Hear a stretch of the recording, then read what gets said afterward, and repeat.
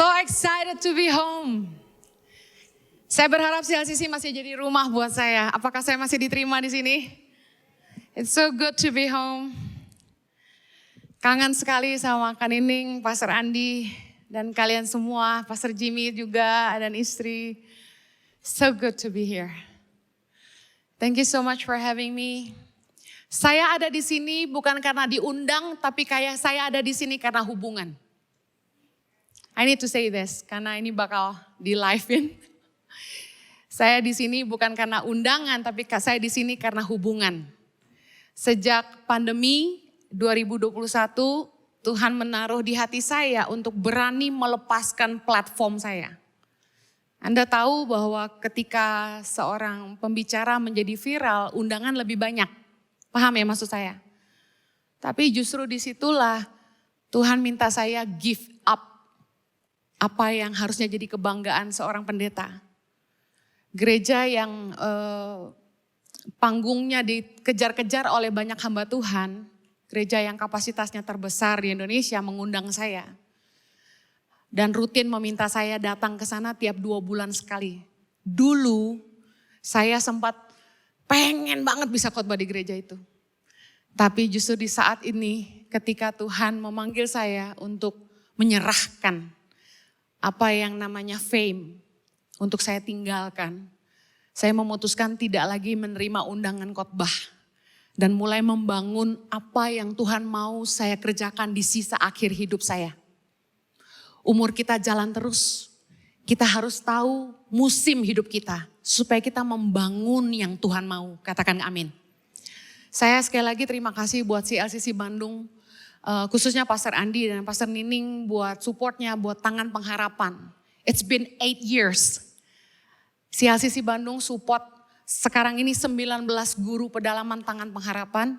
Dan saya dengar kontraknya berakhir Maret 2024. CLCC sudah nggak partnering lagi sama tangan pengharapan. Tapi saya setulus hati mau bilang thank you so much.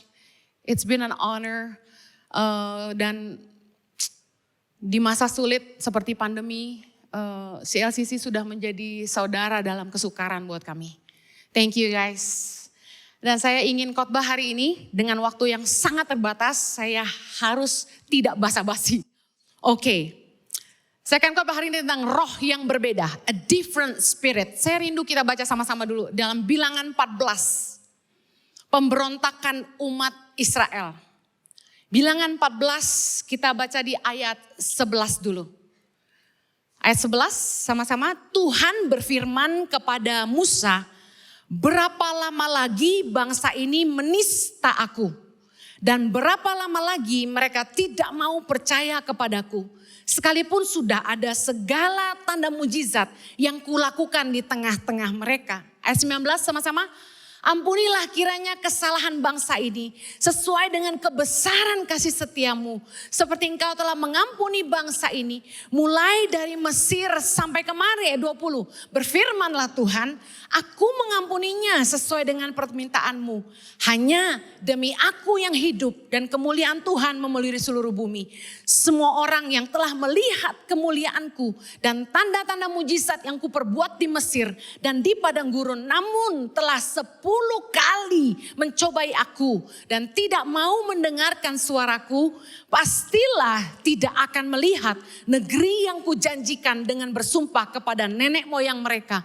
Semua yang menista aku ini tidak akan melihatnya.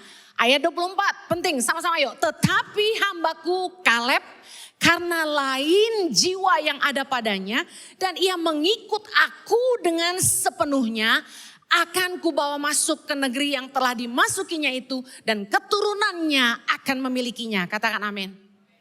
Bilangan 14 ayat 24 ini menjadi dasar dari khotbah saya. Dikatakan hambaku Kaleb karena lain jiwa yang ada padanya dan ia mengikut aku dengan sepenuhnya. Dalam terjemahan NIV number 14 verse 24 bilang gini, Caleb has a different spirit. Katakan a different spirit. And follows me wholeheartedly. Mengikut Tuhan dengan sepenuh hati. Dia punya roh yang berbeda. Dan mengikut Tuhan dengan sepenuh hati. Kita tahu akhir dari kisah perjalanan bangsa Israel. semua bangsa Israel yang berusia di atas 20 tahun ke atas tidak masuk tanah perjanjian. Kecuali Kaleb dan Yosua. Anda bisa baca dalam Bilangan 32 ayat yang 11-12 saya kasih di situ. Bahwa tidak ada dari bangsa Israel yang bisa masuk ke tanah perjanjian. Mereka yang berumur 20 tahun ke atas. Wow, itu generasi muda semua yang masuk tanah perjanjian. Kecuali Kaleb dan Yosua. What's so special about Caleb and Joshua? Mereka punya roh yang berbeda. Mereka mengikut Tuhan dengan sepenuh hati. Kalau ngikut Tuhan dengan sepenuh hati kita ngerti. Tapi bicara roh yang berbeda ini apa?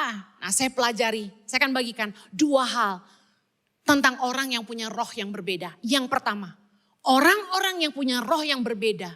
Mereka lebih mempercayai janji Tuhan daripada keadaan. Orang-orang yang bisa melihat hal yang baik dalam keadaan yang tidak baik. Karena mereka semata-mata percaya janji Tuhan dalam hidup mereka. Setiap tahun saya bosan dengar dari pemerintah maupun dari pendeta. Wow, tahun depan gak akan lebih mudah. Yang sering dengar itu setiap tahun ngangguk-ngangguk dong biar saya tahu. Ada temannya, aduh tahun depan bakal lebih sulit. Aduh ekonomi bakal lebih sulit. Tiap tahun gak akan lebih mudah. Biasa gak kita dengar itu? Saya mau tanya, Anda terbangun atau jadi takut? Jadi takut dong kita. Rasa takut itu pasti ada. Tetapi orang yang punya roh yang berbeda, mereka lebih percaya janji Tuhan daripada keadaan. Anda tidak mengizinkan keadaan yang menentukan masa depan. Anda percaya sama Tuhan. Dia yang memanggilmu, dia setia. Katakan amin. Saya di Bandung 2006 menerima janji Tuhan bahwa saya harus mengeluarkan orang miskin dari kemiskinan. Hari ini 18 tahun sudah berjalan. Apa yang saya lakukan? 20 tahun ya kalau hitung 2006 ya. Tapi Yayasan Tangan Pengharapan sudah berdiri 18 tahun. Kami hitung-hitung.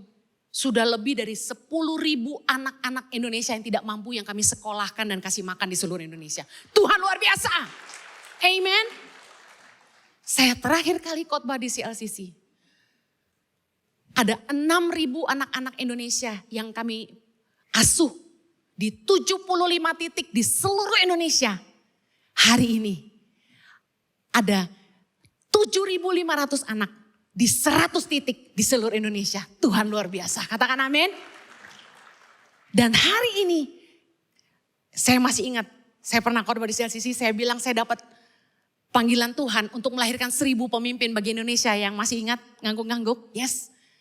Waktu itu Tuhan kasih mimpi. Tuhan tanya sama saya, Henny, apa yang kamu mau lahirkan buat Indonesia? Saya jawab, pemimpin Tuhan. Tuhan bilang gini, bangun 10 sekolah berasrama di Indonesia. Lahirkan 1.000 pemimpin bagi Indonesia.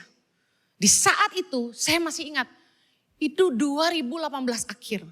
Kemudian 2019 saya ingat saya mulai sibuk pelayanan sana sini, kami bisa bangun 3.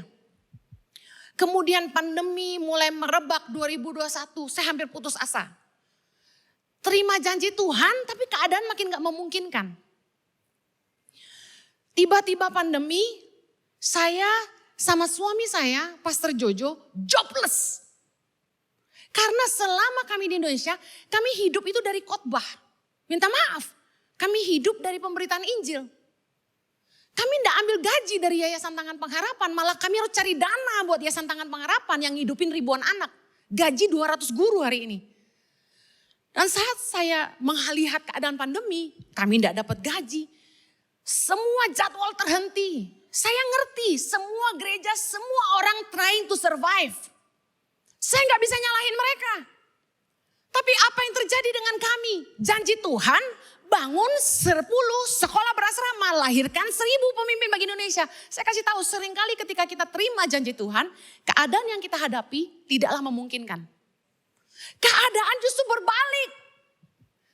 Mungkin Anda pernah dinubuatin, kamu akan punya anak.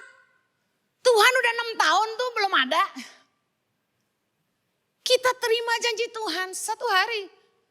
Saya dibilang sama seorang hamba Tuhan, dia nubuatin saya. God will use you to teach the people.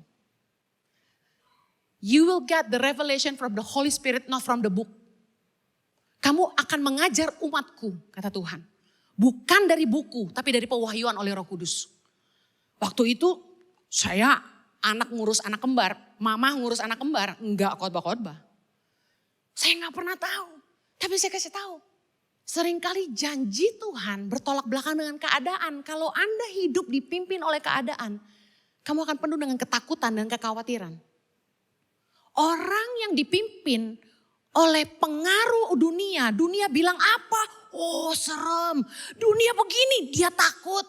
Hidup kita ini gak akan pernah tenang, kita takut dan khawatir. Itu isi dunia, baca berita, ada yang baik? Di WUS tadi saya baca Instagram, mau baca firman tapi muncul Instagram. Berita, 4 orang terjun dari apartemen. Apaan sih, gak ada yang bagus tuh berita. Saya kasih tahu ya, saya jarang nonton TV. Saya gak pernah kenal artis, biarpun itu artis, dia foto sama saya gak tahu dia artis. Anak-anak saya yang gesek-gesek, mama itu artis, oh artis, oh ya. Ada artis jadi jemaat kita sekarang, beberapa. Saya juga gak tahu, kecuali yang tua-tua, saya baru bilang ibu, saya gak tahu namanya, saya bilang ibu. Ketika kita lihat keadaan dunia ini, kita jadi takut.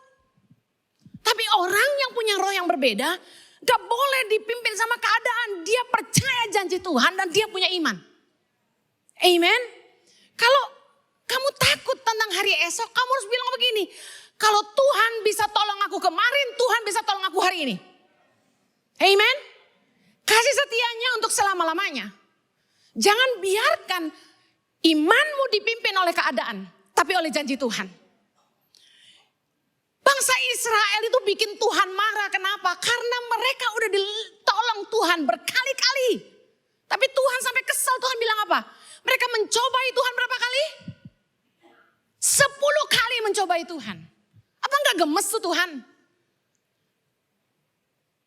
Orang yang penuh dengan kekhawatiran, yang selalu hidupnya dipimpin oleh keadaan. Biarpun Tuhan tolong dia berapa kali, dia akan selalu penuh ketakutan. Tidak percaya terus, khawatir terus. Orang yang penuh kekhawatiran, hidupnya itu dipimpin asumsi. Apa itu asumsi? Selalu khawatir sesuatu yang belum betul terjadi. Belum tentu terjadi udah khawatir duluan. Gimana kalau besok begini? Kumaha eta? Jangan dipimpin sama kekhawatiran. Katakan suami-suami ke istri-istri, sok atuh tah, jangan khawatir wae. Kudu percaya sama Tuhan eta teh. Enya, yang nonton YouTube ini kalau bukan orang Sunda bingung, Bu Heni ngomong apa? Bangsa Israel itu ada 12 suku. 12 suku dari 12 pemimpin yang diutus, 10 orang membawa kabar buruk. Mereka bilang dalam Bilangan 13 ayat 27. Mereka menceritakan kepada Musa begini. Kami sudah masuk ke negeri kemana kau suruh kami. Dan memang negeri itu berlimpah-limpah susu dan madunya. Inilah hasilnya, dia bawa gitu loh. Mungkin kayak ibarat mangga segede-gedenya dia bawa gitu ya. Pisang gede, pisang dibawa gitu. Terus dia bilang gini, hanya bangsa yang diam di negeri itu kuat-kuat. Dan kota-kotanya berkubu dan sangat besar. Juga keturunan enak orang raksasa. Telah kami lihat di sana orang Amalek diam di negeri, orang Het, orang Yebus, orang Amari, dan bla bla bla. Menakutkan. Itu keadaan yang mereka hadapi. Tetapi kita belajar dari Yosua dan Kaleb. Mereka orang-orang yang penuh iman. Mereka enggak lihat keadaan. Saya senang banget. Mereka itu bisa menenangkan bangsanya. Dan bilang sama orang-orang itu tadi dibilang gini. Oh saya belum bacain ayatnya ya. Bilangan 13 ayat 30. Kemudian Kaleb mencoba menenteramkan, katakan menenteramkan, hati bangsa itu di hadapan Musa. Katanya, tidak, kita akan maju dan menduduki negeri itu sebab kita pasti akan mengalahkannya. Ini orang yang punya roh yang berbeda. Apa dia gak lihat orang-orang raksasa itu? Sama-sama pergi kan? Sama-sama lihat gak? Dari 12, 2 bisa beda. Bisa ngelihat hal yang baik dalam keadaan yang gak baik. Mereka malah menyampaikan kepada bangsanya, sangatlah baik negeri itu. Kalau Tuhan berkenan, Tuhan pasti kasih tempat itu buat kita. Ini orang-orang yang punya roh yang berbeda. Memang ada tantangan, tapi percaya sama Tuhan. Dia percaya bahwa kuasa Tuhan lebih dahsyat daripada semua masalah yang ada di hadapnya.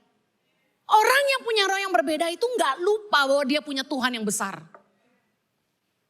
Kalau kamu merasa kecil ketika kamu menghadapi masalah, berarti kamu masih ngandelin kekuatanmu sendiri. Tapi kalau kamu sadar siapa yang ada bersama dengan kamu, saya yakin kamu punya iman. Saya gak punya apapun yang saya andalkan di hidup ini kecuali Tuhan. Saya gak punya apa-apa selain Tuhan. Saya bukan orang kaya, saya bukan konglomerat, saya juga bukan pendeta besar, saya gak punya gereja besar. Saya orang biasa, tapi saya punya Tuhan yang luar biasa. Tuhan yang berjanji sama saya bahwa saya akan melahirkan 1000 pemimpin buat Indonesia. Saat keadaan gak mungkin. Saya diinfo sama bagian keuangan. Bu, keuangan menurun. Kita harus irit-irit. Ibu jangan nolong anak lebih banyak lagi ya. Bagian keuangan tuh selalu bawa kabar buruk, saya gak suka. Saya kasih tahu, orang yang punya iman pasti lebih percaya janji Tuhan. Orang-orang yang dipimpin sama dunia selalu penuh kekhawatiran, tetapi orang-orang yang punya roh yang berbeda akan menenteramkan. Anda tahu dalam Bilangan 13, 10 pengintai, di ayat 32 dikatakan gini, mereka menyampaikan kepada orang Israel kabar busuk tentang negeri yang diintai mereka. Wow. Dengan berkata, negeri yang telah kami lalui untuk diintai adalah suatu negeri yang memakan penduduknya. Ditambah-tambahin gak tuh? Dan semua orang yang kami lihat di sana adalah orang yang tinggi-tinggi perawakannya. Juga kami lihat di sana orang-orang raksasa. Orang enak yang berasal dari orang-orang raksasa. Dan kami lihat diri kami seperti belalang. Dan demikian juga mereka terhadap kami. Asumsi. Ini asumsi. Belum berperang udah takut duluan. Dan makin mengecilkan kekuatannya. Dia bilang mereka lihat kami kayak belalang. Demikian juga kami terhadap mereka. Jadi aneh gitu loh, belum perang udah kecil duluan.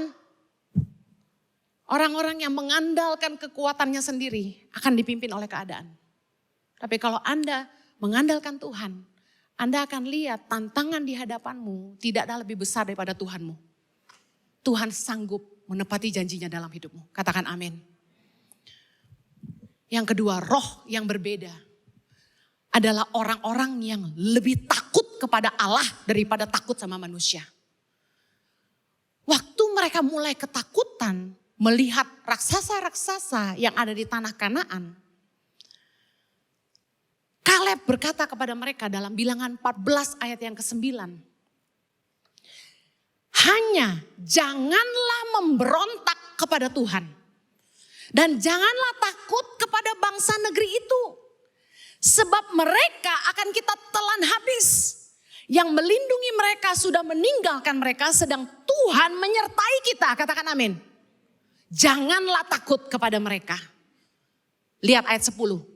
Lalu segenap umat itu mengancam hendak melontari kedua orang itu dengan batu. Tapi tampaklah kemuliaan Tuhan di kemah pertemuan kepada semua orang Israel. Percayalah Tuhan tidak memberikan kepada kita roh ketakutan. Tapi roh yang kekuatan. Yang memberi kita kekuatan. Tuhan itu memberi kita roh yang membangkitkan kekuatan, kasih, dan ketertiban. Dalam 2 Timotius 1 ayat 7. Bukan roh ketakutan. Harusnya kita gak boleh takut sama manusia. Kita harusnya takut sama Allah. Orang-orang yang takut sama manusia akan berusaha berkenan sama manusia. Tapi orang-orang yang takut sama Allah akan memastikan hidupnya berkenan kepada Allah. Katakan amin. Takut bicara, kamu lebih hormat kepada orang itu. Karena bagi kamu dia paling penting. Perkenanannya penting dalam hidupmu. Dari sejak awal pelayanan kami, Tuhan mengajari saya satu hal yang paling penting. Bahwa takut akan manusia mendatangkan jerat. Tapi siapa percaya kepada Tuhan dilindungi. Tidak lama setelah saya dapat janji Tuhan untuk mengeluarkan orang dari kemiskinan. Suami saya dipanggil oleh konglomerat. Ditawarin buka gereja di Australia. Ditawarin rumah, ditawarin mobil. Maaf saya ngomong apa adanya. Beberapa pendeta, tidak semua, lebih takut sama orang kaya daripada sama Tuhan. Saya buktikan banyak manusia yang lebih takut sama manusia daripada sama Tuhan. Contoh, kita takut sama pejabat. Kita takut sama orang kaya. Kita takut sama atasan. Tapi kita gak takut bikin dosa. Kita gak takut nipu orang. Artinya apa?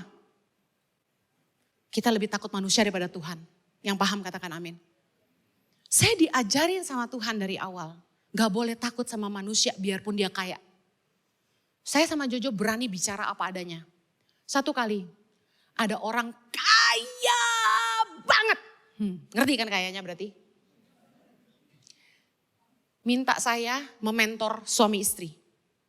Minta saya, mereka tinggal di luar negeri dan saya harus terbang ke luar negeri untuk mementor mereka. Sebelum saya pergi, saya berdoa.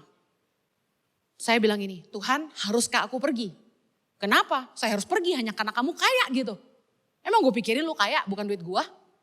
Dia juga bukan donatur tangan pengharapan. Gak ada kepentingan saya pergi mentorin dia. Sekarang karena saya tidak menerima undangan khotbah kemana-mana. Saya fokus mementor, memuridkan. Setiap hari saya pakai buat mementor leader-leader di ICI. Di tangan pengharapan dan di gereja Impact Community Indonesia. Setiap hari saya set waktu. Besok dengan leader A 2 jam 3 jam ngopi, makan, ngomong dari pernikahan, keuangan sampai semua. Kerinduan hati dia. Saya pakai hari-hari saya sama suami mentoring leader-leader kami. Nah, kenapa saya harus mentoring orang yang gak ada hubungannya sama saya? Hanya karena dia kaya dia suruh saya pergi gitu. Kan orang kaya gitu ya, dia pikir semua orang nurut sama dia gitu kan. Jadi saya doa, Tuhan saya mesti pergi. Tuhan tiba-tiba ngomong sama saya. Kasih tahu dia IAOE. Oke. Berarti saya tahu Tuhan mau saya pergi. Saya pergi. Ingat, saya pergi bukan karena dia kaya. Karena Tuhan suruh saya. Pergi sampai sana saya kasih tahu. Pak, Tuhan pesan. Dedet. Dia nangis. Kaget saya. Terus Tuhan kayak gini bilang ke saya. Kalau ada satu domba hilang. Gembala itu akan tinggalkan 99 domba yang lain dan pergi cari satu. Tuhan lagi ngomong sama saya. ICI, gereja ICI buat saya domba yang 99. Orang ini satu domba yang hilang. Karena dia domba online. Dengerin khotbah saya lewat online. Ya. Saya terharu. Wah, untung gue taat sama Tuhan. Menangin jiwa, puji Tuhan. Udah, akhirnya saya tahu Tuhan mau saya mentor. Saya mentorin dia sama istrinya. Mentorin staff-staffnya di kantor. Saya mentoring. Sebulan sekali saya terbang, mentoring mereka. Terus ada Zoom juga dari Jakarta. Saya Zoom, saya khotbah, ajarin mereka. Nah kemudian satu kali saya mendapati dia tidak bertobat. Bahwa dia tetap melakukan dosa yang sama. Cowok itu dosanya 3 kalau udah bandel. Apa itu? Drunk, drugs, and dolls. Paham? Kerjaannya seputar itu. Yang gak ngerti gak usah ngerti. daripada belajar. Saya bilang sama suami saya, kita udah injilin dia, kita udah menangin dia, kita udah mentorin dia. Kalau dia gak mau bertobat, buang waktu gue gak mau lagi mentorin dia. Suami saya bilang, cobalah kita peringatkan. Suami saya tuh hatinya gembala banget. Makanya di ICI dia gembalanya, saya bukan. Dia gembala, saya pengkhotbah. Saya mulai kasih tahu dia satu kali, saya bilang, kayaknya saya udah gak mau mentoring orang ini lagi. Buang waktu, saya bilang. Karena kita sebagai pendeta harus berani menyampaikan kebenaran meskipun itu berlawanan dengan keinginan banyak orang. Yosua dan Kaleb ketika menyampaikan itu, dia mau dilontarin batu sama semua. Karena 10 orang bilang, jangan, mengerikan, menakutkan. Tapi mereka bilang, tidak, Tuhan akan memberikan tempat itu. Berlawanan gak? Orang yang punya roh yang berbeda gak boleh takut sama manusia. Harus lebih takut sama Allah. Sekalipun kamu harus berada di sisi yang berbeda. Kamu punya opposite spirit dengan orang lain. Tapi bukankah Roma 11 ayat 2 berkata, janganlah kamu menjadi serupa dengan dunia ini. Kita harus berani berbeda dengan dunia yang mengajarkan yang tidak sama dengan firman Allah. Hati-hati, hari-hari ini fenomena-fenomena dunia dari hasil pemikiran budaya dunia mulai merasuk ke orang-orang percaya. Apa yang gak alkitabiah mulai diserap. Apa yang harusnya najis jadi halal. Bahaya loh. Bayangin, kita kalau gak ngerti kehendak Allah, kita akan mudah terbawa. Waktu saya berhadapan sama orang kaya ini, hati saya diuji. Takut gak sama dia? Kasih tahu gak dia dosa? Tapi saya kasih tahu. Saya kasih tahu ke orangnya. Jadi ada perantara di antara kami. Nah, saya kasih pesan. Kasih tahu sama bapak itu. Ibu Heni sudah tidak mau lagi berangkat untuk mementor dia. Kenapa? Karena dia tidak bertobat. Biarin aja. Suami saya bilang, ya terserah kamu. Saya bilang, ya iya dong terserah saya. Buang waktu gue mentoring orang. Jadi dia tidak bertobat sementara suruh saya khotbah. Kan main-main aja itu kan. Uang waktu saya. Nah kita gak boleh takut sama orang. Jangan cari perkenanan manusia. Firman Tuhan berkata, kalau kita masih mencoba berkenan kepada manusia, kita bukan hamba Kristus. Galatia 1 ayat 10. Jadi bagaimana sekarang? Adakah ku cari kesukaan manusia atau kesukaan Allah? Adakah ku coba berkenan kepada manusia? Sekiranya aku masih mau mencoba berkenan kepada manusia, maka aku bukanlah hamba Kristus. Miliki opposite spirit, roh yang berbeda dengan dunia meskipun itu membuat kamu tidak diterima. Aduh, kalau kita berani memberitakan kebenaran, pasti kita banyak tentangan. Tahu nggak? Ada nggak enaknya jadi pendeta viral? Yang enaknya itu tangan pengharapan jadi dikenal. Jadi untuk kepentingan tangan pengharapan, jujur aja. Kalau saya pribadi saya nggak suka viral. Karena apa? Saya introvert aslinya, turun mimbar tuh jadi orang yang berbeda. Takut saya tuh dideket-deketin orang, makanya gak boleh agresif kalau deketin saya. Nah jadi viral itu membuat kita khotbah nih dicari kesalahannya. Kemarin ada orang DM saya di Instagram mengancam saya akan bawa pengacara untuk tuntut saya. Karena dia merasa saya khotbah itu menyerang salah satu profesi. Saya bingung khotbah yang mana menyerang salah satu profesi. Jadi jemaat nih di akhir zaman kalau gak suka sama khotbah pendeta dilawan. Diceramahin pendetanya, dikhotbahin balik. Bahkan yang lebih jahat dikata-katain. Padahal ya coba jadi netizen itu yang baik hati. Kalau gak suka unfollow aja. Kalau gak suka jangan didengar, jangan ditonton, skip. Selesai kan? Gak perlu bikin dosa nyerang-nyerang pendeta. Katakanlah gue salah, ampuni aja. Namanya juga manusia. Masa sampai mau bawa pengacara? Gue juga heran khotbah yang mana yang gue menjatuhkan salah satu profesi. Profesi kan terlalu general. Bener gak? Katakanlah saya ngomong, saya keracunan beli roti di mall. Terus semua toko roti di mall nyerang saya gitu. Persatuan toko-toko toko roti di mall, menyewa pengacara menuntut saya karena khotbah saya membuat orang gak mau beli roti di mall. Kan gak masuk akal, sehebat itukah pengaruh saya? Netizen zaman sekarang ini ngeselin gue kalau bisa dapat penghidupan dari yang lain, gue gak mau khotbah lagi. Dikit-dikit kritik. Kemarin saya posting foto dikirim orang. Saya posting yang soal child free itu. Abis gue. 800-an komen. Yang like 10.000 lebih. Gak apa-apa. Berarti cuma gak sampai 10%. Ya kan? Begitu saya cek yang dukung banyak. Yang gak suka lebih banyak. Down juga loh jadi pendeta baca gituan. Bisa edun saya. Ditanya ayatnya di mana? Ayatnya di mana? Bu Heni ngomong sembarangan. Ntar deh gue khotbah tentang si onani ya. Tuh. Biar lu tahu tuh.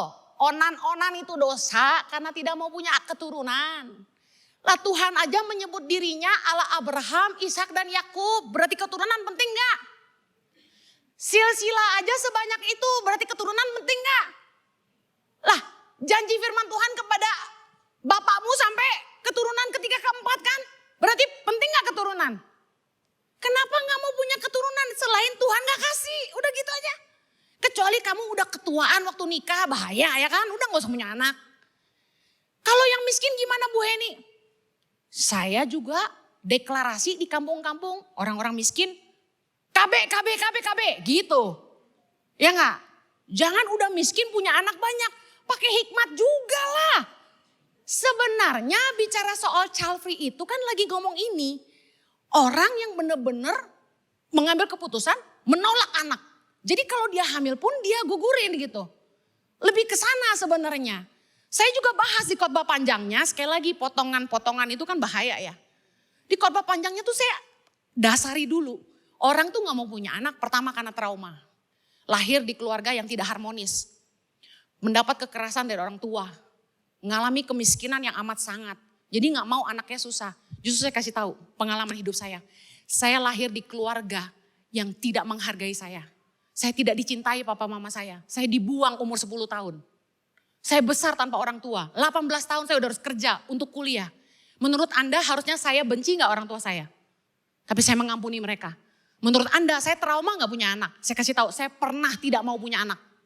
Tapi saya bertobat. Tuhan kasih saya anak di saat saya tidak mau punya anak. Saya hamil tuh gak pernah planning. Gue sampai marah-marah sama Jojo, kenapa gue hamil? Waktu saya hamil saya nangis. Saya takut punya anak. Saya itu maunya gak punya anak. Ini kesaksian hidup nyata. Tapi begitu saya punya anak. Saya menyesal pernah menolak punya anak. Begitu lihat anak-anak saya menatap saya dengan mata yang begitu tulus dengan cinta. Lu mau cari di mana? Anak itu sayang sama kita lebih dari papahnya. Anak itu cinta setulus-tulusnya sama kita. Yang laki-laki katakan, amin. Iya kan? Coba awwt enggak gelis, udah enggak moleh, berubah hatinya kan sedikit, seetik. Bener kan? Tapi anak tuh enggak. Saya dalam posisi gendut aja dia bilang mama so cute. Lalu ada yang luar biasa. Anak itu memberi saya harapan akan masa depan. Sesusah-susahnya hidup saya tuh gak pupus perjuangan untuk anak-anak saya. Saya akan lakukan apa saja untuk bisa sekolahkan mereka. Saya gak mau. Dulu saya mau sekolah susah, sampai harus kerja setengah mati. Saya gak mau anak-anak saya ngalamin yang sama kayak saya. Just pengalaman buruk kita di masa lalu harusnya jadi motivasi untuk kita jadi lebih baik buat masa depan. Amen. Ayo miliki roh yang berbeda. Beranilah berdiri. Meskipun kamu berada di oposisi dengan banyak orang. Seperti Yesua dan Kaleb yang mau dilemparin batu sama umat-umat itu. Tapi mereka tetap berdiri teguh dan mendeklarasikan iman mereka dan percaya. Bahwa kalau Tuhan berkenan, Tuhan akan memberikan tanah itu bagi mereka. Amen. Hidupmu mau dipimpin apa? Keadaan atau iman? Yang membuat Anda kuat adalah dua. Pertama, pengenalanmu akan Tuhan. Waktu saya terbatas, saya gak bisa baca ayatnya. Yang kedua, engkau akan kuat kalau engkau sungguh-sungguh dewasa dalam pengenalan akan firman Tuhan. Makanya sukalah makan firman Tuhan yang keras, meskipun menyinggung egomu, membuat sakit telingamu. Tapi kalau kamu mau ditegur, mau berubah, kamu akan dewasa. Firman Tuhan akan membuat kamu kuat menghadap apapun. Miliki roh yang berbeda, jangan melihat keadaan, tapi hiduplah dipimpin oleh firman Tuhan dan janji Tuhan. Yang kedua, takutlah akan Allah, jangan takut akan manusia. Pastikan hidupmu berkenan kepada Dia. Maka semua janjinya akan digenapi dalam hidup kita. Yang mau katakan amin. Kita berdoa, kasih karuniamu memampukan kami menghidupi firman-Mu, berpegang teguh pada iman dan kepercayaan janji-Mu Tuhan. Berdoa semua janji-Mu dalam hidup kami boleh digenapi. Kami percaya bukan keadaan yang memimpin kami. Bukan apa kata orang, tapi apa kata Tuhan. Kami menyerahkan seluruh hidup dan masa depan kami dalam tangan-Mu. Kami percaya janji-Mu. Di dalam nama Yesus kami berdoa. Amen. Thank you for having me. God bless you.